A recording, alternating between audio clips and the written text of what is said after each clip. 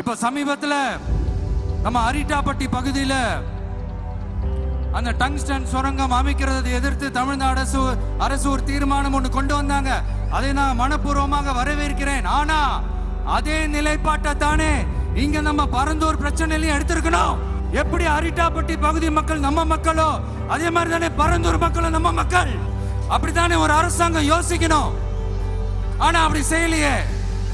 ஏன் செய்யல?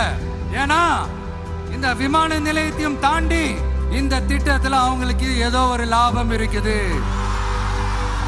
அத நம்ம மக்கள் தெளிவா புரிஞ்சு வச்சிருக்கிறாங்க. நம்மளுடைய ஆட்சியாளர்களுக்கு ஒரு சில கேள்விகள். நீங்க எதிர்கட்சியா இருக்கும் போது 8 வழிச்சாலையை எதிர்த்தீங்க, அந்த காட்டுப்பள்ளி துறைமுகத்தை எடுத்தீங்க. அதே தானே இங்கேயும் அதே நிலைப்பாடு தானே இங்கேயும் எடுக்கணும். அது எப்படி நீங்க எதிர்கட்சியா இருக்கும் போது விவசாயிகளுக்கு ஆதரவு, ஆளுங்கட்சியா இருக்கும் போது விவசாயிகளுக்கு எதிர்ப்பா?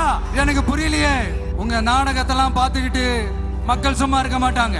நீங்க உங்களோட வசதிக்காக அவங்களோட நிக்கிறதும் அவங்களோட நிக்காம இருக்கிறதும், நாடகம் ஆடுறதும் நாடகம் ஆடாம இருக்கிறதும், அது சரி.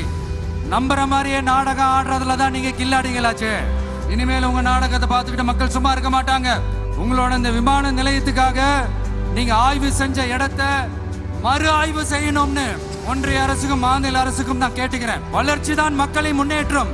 ஆனா அந்த வளர்ச்சின்ற பேர்ல நடக்கிற அழிவு மக்களை ரொம்பவே பாதிக்கும்.